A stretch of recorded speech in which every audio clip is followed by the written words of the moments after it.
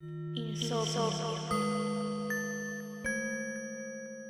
Reescritura del cuento Noche de Alice Munro.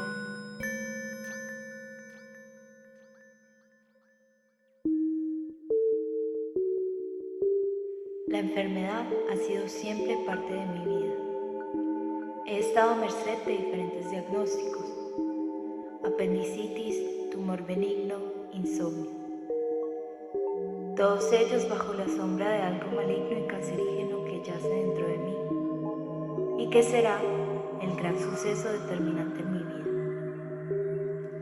Yo, la joven promesa de la familia, la hermana mayor de dos, la gimnasta, la gran lectora de Poe y Lovecraft, la de ideas obstinadas que nadie reconocía, pero que yo siempre intentaba entender.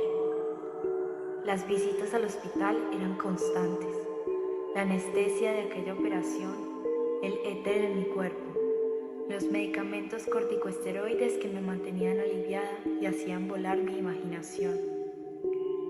Recuerdo mis 14 años. Fue en otoño cuando todo empezó.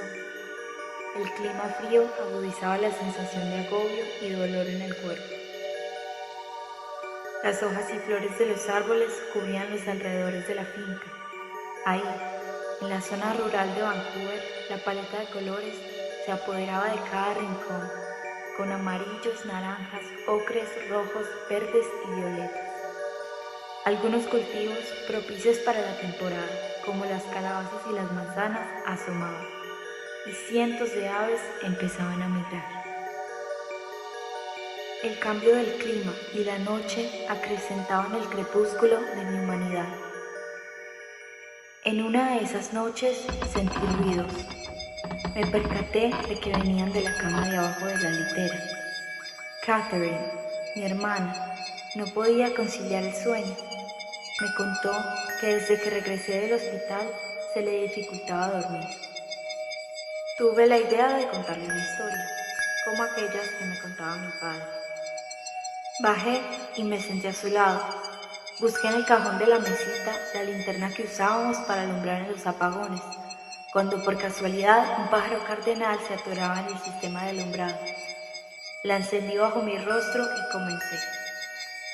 En algún lugar parecido a este, hace ya algún tiempo atrás, dos hermanas no podían conciliar el sueño.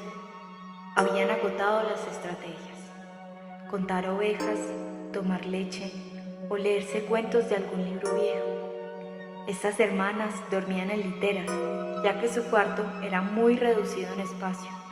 La hermana mayor dormía en la parte de arriba y la menor en la de abajo. Cuando amanecía, podían dormir si al caso un par de horas antes de levantarse para los quehaceres de la casa. Y aunque las ojeras coloreaban sus caras, podían dedicarse a todo sin cansancio alguno. Pero al ponerse el sol se acercaban los problemas y no lograban descansar.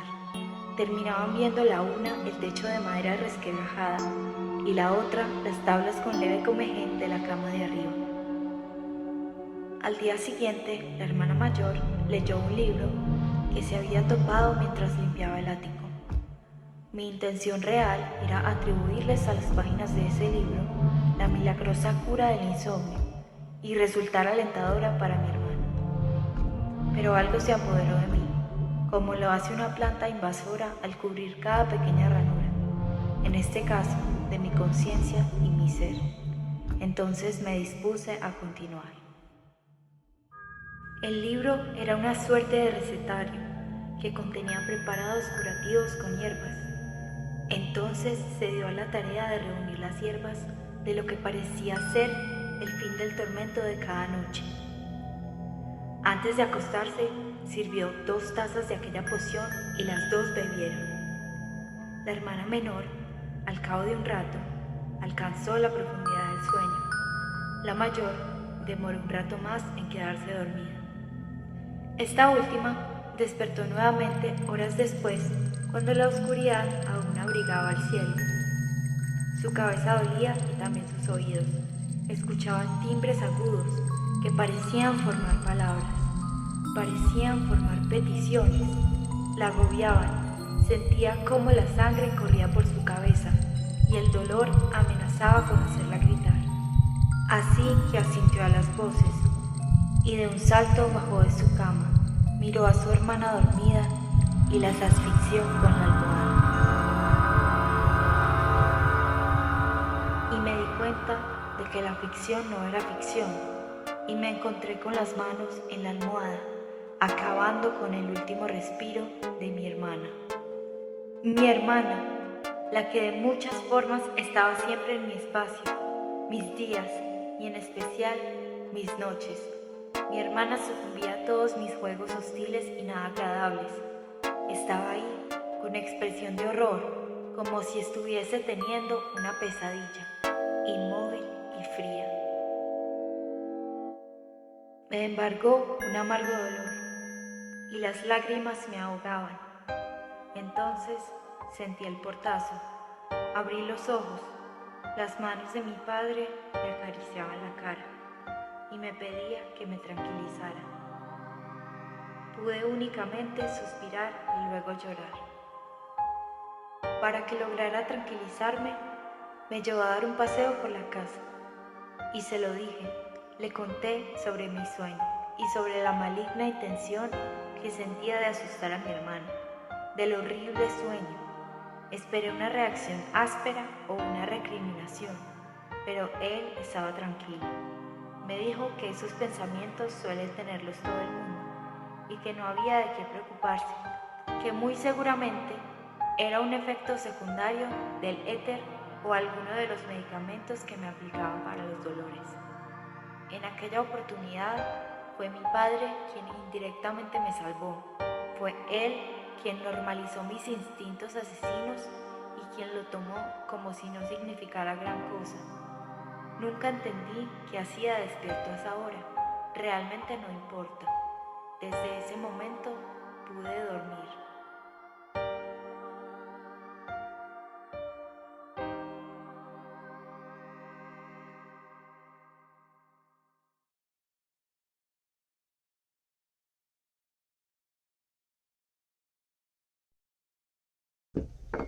Receta de Brenda. Procúrate un amante fanfarrón menor que tú y que ostente la misma arrogancia física de tu viejo y aporreado marido. Circunscribe nada más a la pasión la historia compartida con el amante y solo poco a poco ábreles espacio a las confidencias. Mientras se toman unos vodkas, escúchale sus historias de maldad adolescente y rétalo a que confiese sin tapujos sus bajezas.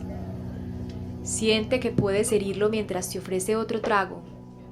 Saborea el florecer de la primera pelea antes de que los ataques se desquicien. 5 Points en Amistad de Juventud.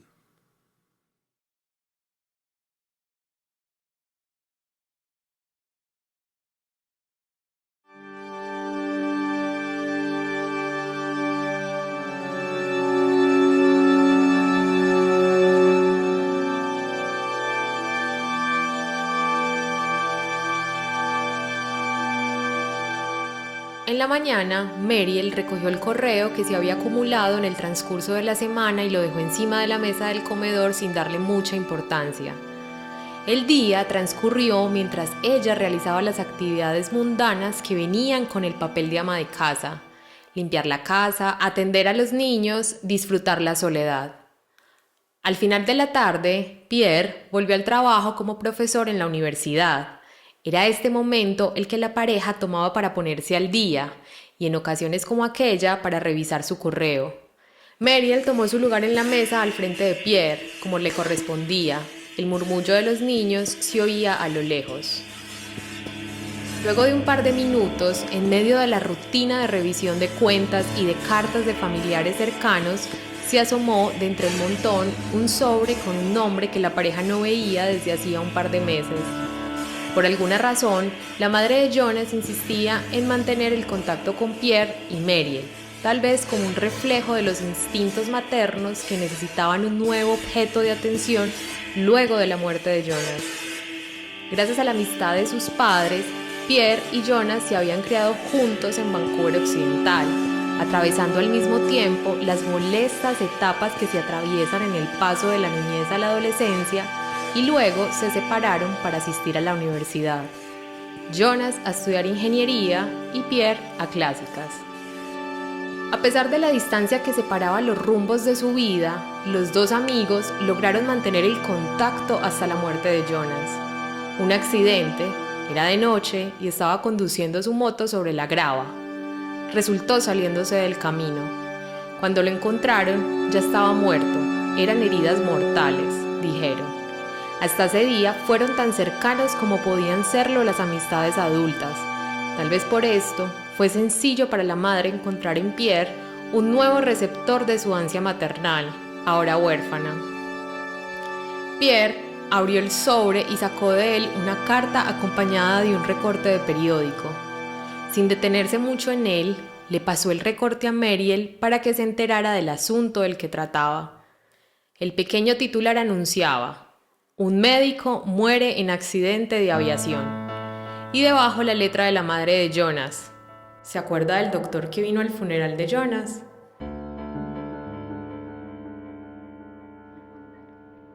Mariel desvió su mirada del papel que sostenía en las manos y le preguntó a Pierre: ¿tienes alguna idea de por qué fue al funeral? Debían ser más o menos compinches, dos de esas almas perdidas allá en el norte. Por su cara se podía decir que Mariel recordaba. Cuando nos dieron la noticia de la muerte de Jonas, en lo primero que pensaste fue en un suicidio. Ya te lo dije esa vez, fue solo un pensamiento. Él tenía cierta ligereza en su forma de existir, como si solo ocupara el presente. El otro, el médico, en el funeral me contó que una vez había llevado a Jonas a enseñarle a volar. Nunca más, dijo.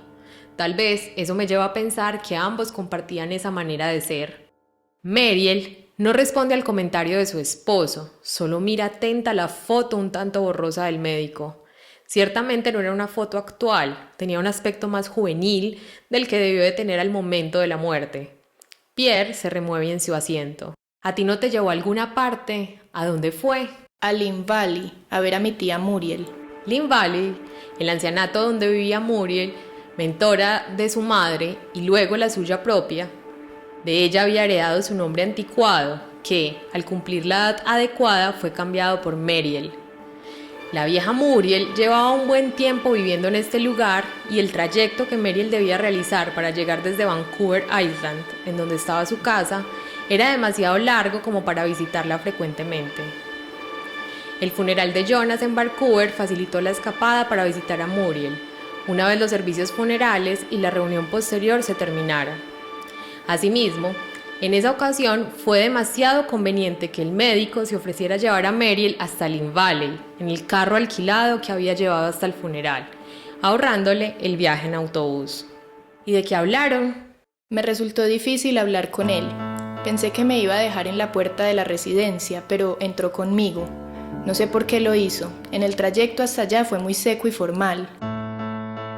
Pero pareció caerle en gracia a la tía Muriel. Quizás en ese momento vio algo en él que nosotros no. ¿A qué te refieres? Verás, fue algo sin importancia. En el momento en el que entramos a su cuarto, ella empezó a actuar extraña. Miraba con los ojos apretados y una medio sonrisa al médico y luego me miraba a mí. Al momento de presentarlos, la tía Muriel dijo algo sobre haber sido un demonio en su juventud. No fue así. Le dijo, yo también era un demonio. Pobre tía Muriel. Tal vez en ese momento ya había empezado a delirar. Y no solo eso, empezó a contar historias extrañas, eróticas de su juventud. Nos incitaba con escenas oscuras y lujuriosas, con un toque de aquelarre sexual que tenía en sus recuerdos. ¿Te ha contado esto ya? No, nunca. Me parece increíble que no te lo haya contado antes. Habló de aventuras que tenían en la casa de unos amigos, en Bowen Island. Primero se emborrachaban hasta perder la cabeza, todos rodeados de velas encendidas y música de fondo. Luego dijo algo de intercambios de besos, todos se besaban entre sí y se escapaban al bosque. Nos contó que una vez le vendaron los ojos, varios hombres. Ella dijo que lo había aceptado, pero que al final los pudo ver. ¿Y cómo reaccionó el médico? Me imagino que tuvo que sentirse un poco fuera de lugar. No, en realidad parecía bastante divertido con toda la situación. También me miraba a mí de vez en cuando. Los recuerdos se ponen borrosos. Sé que salimos de ahí y él me siguió. Puso una mano en mi espalda, la deslizó casi hasta la cadera, donde el vestido se había pegado un poco por el sudor. Mariel paró la conversación. Bajó la mirada y con una de sus manos empezó a acariciar la otra, como si fuera un reflejo. Pierre la miró hacer este movimiento sutil, la miró seguir atascada en él. Ese día hacía mucho calor y todavía restaban un par de horas para el ferry. Fuimos a Stanley Park, solo un rato. ¿No te lo había contado ya? Creo que era un día maravilloso, nada más. Pierre cogió el recorte de periódico que Mariel había dejado sobre la mesa mientras contaba toda la historia. Volvió a detallar la foto y buscó algo en medio del texto. ¿Recuerdas cómo se llamaba ese médico? Acá parece no decirlo. Asher, algo Asher. Sí, ese era su apellido. En el fondo de la casa todavía se podían escuchar las voces de los niños, una discusión infantil o alguno de los juegos que tienen lugar en esa etapa de la vida. Pierre volteó el recorte de periódico y lo puso una vez más sobre la mesa, dando por terminada esa pequeña conversación.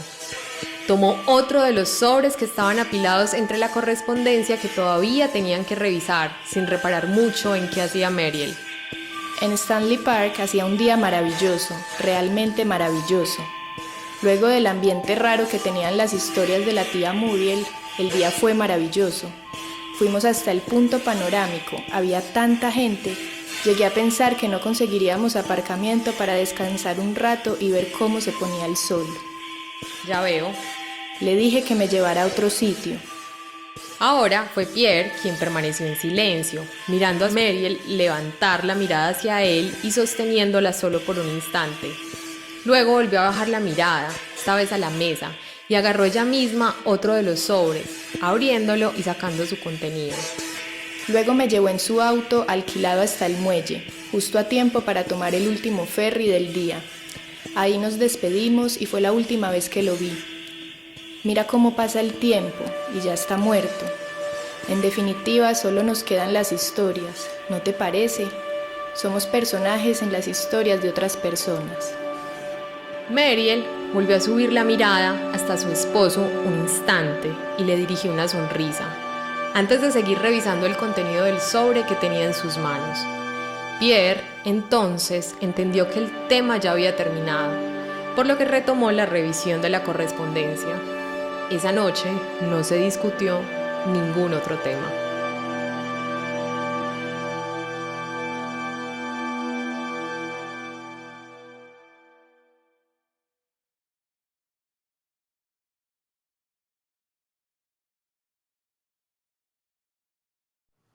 Receta de Sam.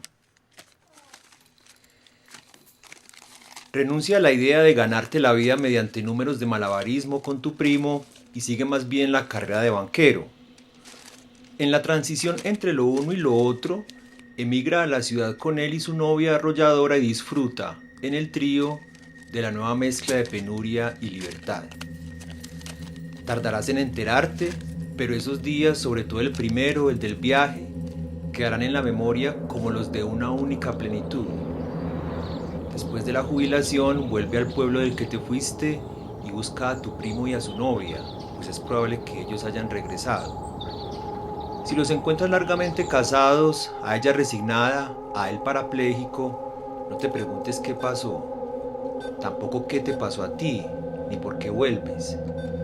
Nota, eso sí, que la luz de algunos pocos recuerdos atesorados es intermitente y que puede ensombrecer la historia de toda una vida. La luna en la pista de hielo de Orange Street en El progreso del amor.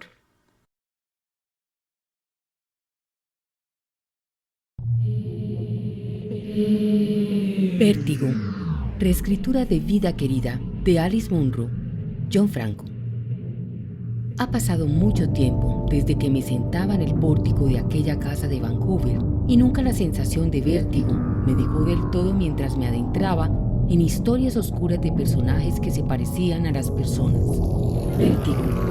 Qué tan extraño que fuera precisamente esa palabra la que asociaba con esas tardes eternas que pasaba en la silla mecedora. Ahora de vez en cuando tengo episodios de vértigo, El médico me dice que suceden por una pérdida de equilibrio producida por un problema en el oído interno. Es la misma sensación que uno tiene al acostarse en la cama cuando ha bebido mucho vino, pero sin la intoxicación en la sangre. La habitación da vueltas y uno trata de encontrar un punto de apoyo. Y uno cae, toca el piso y sigue cayendo. ¿A dónde se cae cuando ya se está en el piso frío de la propia habitación? Uno cae dentro de sí misma. Esa tarde el teléfono sonó y yo empecé a caer. Mi madre acababa de morir. Sentí que nunca me perdonaría el no haber estado allí. ¿Para qué volver? Allá en mi pueblo, cuando era pequeña, también me sentaba en el pórtico de la vieja casa de ladrillos. Mi padre trabajaba en la fundición y mi madre ya había comenzado con los síntomas de Parkinson. Enfrente estaba la casa donde había vivido la señora Netherfield. Según mi madre, una vez ella había intentado robarme y mi madre me había abrazado para protegerme de la vecina loca y se había encerrado dentro de la casa mientras la señora Netherfield daba vueltas alrededor de ella. Y mi madre, con una escopeta de mi padre, estaba preparada para defenderse, para defenderme, su vida querida. Me gustaba imaginar ese episodio mientras me sentaba en ese pórtico pensando en qué habría pasado con la señora Netherfield después de eso, y me daba pena no acordarme. No sé si extrañando más el vivir la aventura de un peligro o el abrazo protector de mi madre. Con el tiempo empecé a reemplazar el pórtico por el salón interior de la casa, donde leía libros. Tenía la sensación de que los libros, las cosas sí tenían significado. En mi vida real algunas frases no parecían tener punto final. Mi madre continuaba perdiéndose poco a poco en su propia incapacidad para moverse. Su dependencia de mí, lejos de crear puentes de intimidad, sirvió como excusa perfecta para callar las palabras que nos hubieran podido reconciliar. Yo esperaba de ella algo, pero cada día, al recogerle la cobija alrededor de los pies o asistirle como traductora ante los demás porque curiosamente solo yo le entendía, la certeza de que cada vez vendrían menos palabras creó un muro de silencio entre las dos. Seguíamos hablando, pero no hablábamos de nada que realmente pudiese tocarnos. Ella se perdía dentro de sí. Yo me perdía dentro de textos en los que ella siempre estaba como una sombra. Allí encontraba palabras que servían como puentes. Esta tarde, una revista que se edita en mi pueblo ha llegado a mi casa y encuentro en ella un poema de una tal señora Netherfield. La curiosidad me ha ganado y he leído el poema con interés creciente mientras encuentro en la descripción de la casa que ella llama suya, la casa de ladrillos viejos donde yo crecí, en la ribera del río, al final del camino que venía del pueblo. Al inicio me interesó la relación que podría tener la señora Netherfield con mi casa y cómo eso podría darle una dimensión diferente a aquella historia que mi madre me contaba. Quizás en los resquicios de la mente demente de la señora Netherfield, un truco de la memoria la había engañado y había visto en mí una pequeña en la que había sido su casa, un recuerdo de su propia pequeña, de una vida pasada. Nunca hubo un ataque, tan solo la voluntad de abrazar otra vez a su hija. Yo no puedo recordarlo, es como si nunca hubiera pasado. Y quizás mi madre sí me salvó de un ataque de locura de la señora Netherfield, o quizás todo fue un gran malentendido. Aunque ahora entiendo que da lo mismo lo que hubiera pasado, los detalles específicos, el diagnóstico que podemos darle al caso de la señora Netherfield. Mi madre quiso atesorar el recuerdo de un acto de amor heroico. Quizás en sus últimos días no se acordaba mucho de mí, e igual que la señora Netherfield, su memoria la engañó para revivir una época pasada. Vida querida, diría, abrazando una almohada, dejando de caer, perdonándome. Estuve pensando en la casa de Vancouver, dibujándola en mi mente como una intuición que llegaba sin nombrarse del todo. Pero ahora, en esta otra sala, mientras leo este poema, en una silla que no se mece, me llega en toda su dimensión esa idea de la que antes tenía una intuición vaga, que la felicidad es algo que uno entiende solo después de que pasa, como una etiqueta que se pone a una caja sellada y se guarda en alguna parte del ático, por si es necesario acudir a ella, a la certeza de que se fue feliz, cuando no hay nada más que sostenga la vida, un punto de apoyo, para evitar el vértigo, para no caer dentro de uno mismo.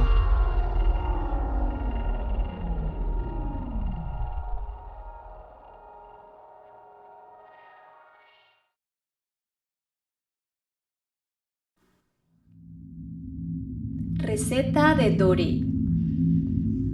Ante todo, vete a vivir con un psicópata apenas cumplas 16 años y ten 3 niños con él. Cuando una buena noche no soportes más la violencia psíquica, sal a buscar a tu única amiga para contarle el infierno de tu vida conyugal. Regresa a casa horas después para confirmar tu peor presentimiento.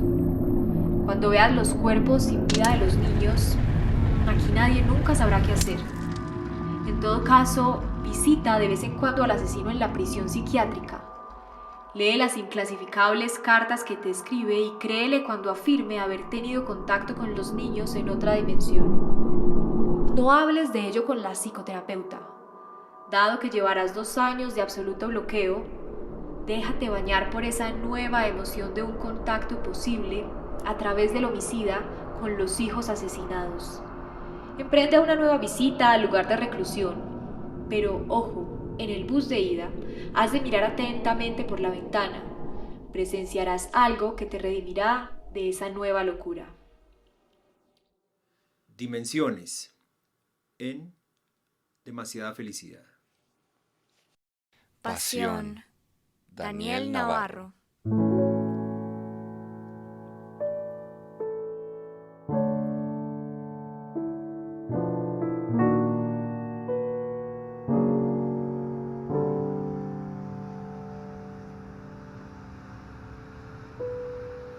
La autopista 7 del Valle de Ottawa está bordeada de árboles. Son tan altos que en ocasiones la avenida parece un túnel, cuyo techo es un dosel que deja entrar uno que otro rayo de luz de sol cuando hay. La calle está vacía. Apenas se ve un descapotable a toda velocidad que viene desde el hospital de Carlton Place hacia el oeste. ¿Ya te sientes mejor? El grito en forma de pregunta es del conductor del descapotable, Neil.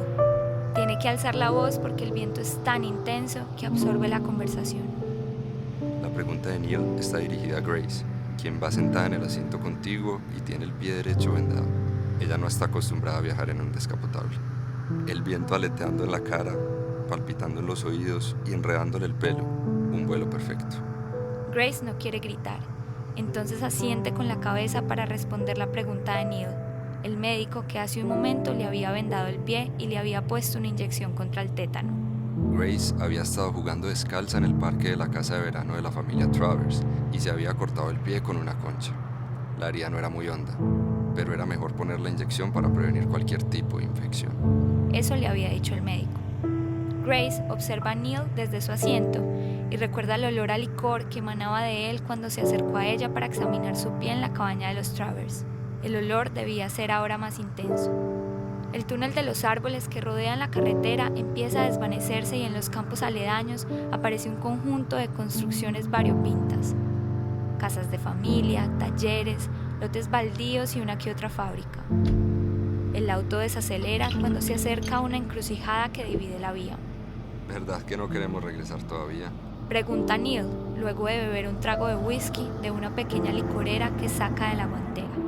Al bajar la velocidad del auto, el viento golpea con menos intensidad. No ensordece ni impide la conversación y sin embargo Grace sigue muda. Mueve la cabeza, diciendo que no. ¿No te importa? ¿Que si no me importa qué? Pregunta Grace, que te arrastras a cualquier sitio. La boca de Neil hace la mueca de un adolescente que trama algo con disimulo y está convencido de que solo él sabe de qué se trata. Toma el camino que los aleja de la casa de verano de los Travers y no repara en que la familia los espera. A fin de cuentas, Mavis y las niñas ya estaban acostumbradas a su ausencia, así que no importa, su madre anhelaba verlo. Él sabía que ella lo prefería a él más que a su hermano, pero fue la misma señora Travers la que más insistió en que Neil acompañara a Grace al hospital. Neil bebe otro trago de whisky y Grace recuerda que unas horas antes la señora Travers le había pedido que mantuviera a su hijo alejado del alcohol. Mira la boca ancha de Neil y los ojos opacos que se pierden entre los párpados de arriba y recuerda que la señora Travers le dijo alguna vez que Neil se parecía mucho a su padre, que hace poco se había suicidado. Marie es un buen tipo, dice Neil. ¿Cuándo es? ¿Estás contenta? Todavía falta, por ahora estamos ahorrando. Él dice que debemos esperar hasta que él pueda trabajar como ingeniero. Sí, tienes razón, mejor evitar apuros de dinero. En ese instante aparecieron en la mente de Grace las imágenes de las tardes con Maury en el carro. Recuerda cuando él la miraba con ojos de disposición y promesa, pero sin una pizca de avidez. La miraba sobre todo con respeto. Cuando Grace le acariciaba el pecho y la espalda o intentaba besarlo con intensidad, él le tomaba la mano con cariño y, como si estuviera acariciando un cachorro, le acercaba su mejilla, la llenaba de besos y le decía palabras tiernas. Sentía hacia ella, sobre todo, respeto o quizá pudor.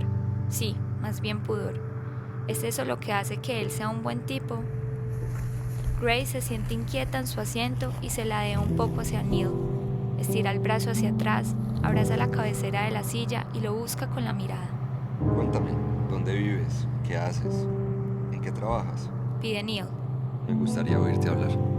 Grace guarda silencio y piensa si será interesante hablarle de la vida con sus tíos, del trabajo con las sillas de mimbre, de su empleo en el hotel, de sus padres muertos o de sus deseos de estudiar física, química, trigonometría y matemáticas, aunque sean materias demasiado complejas para una mujer.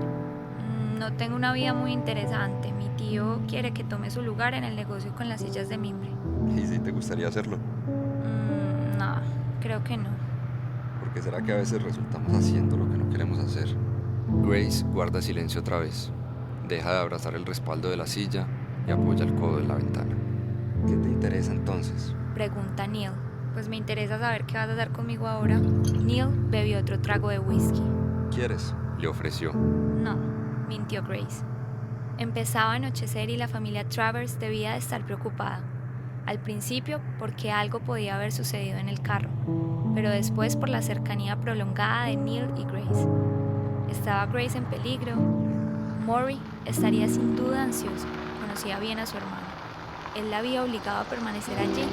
¿Sabes conducir? No.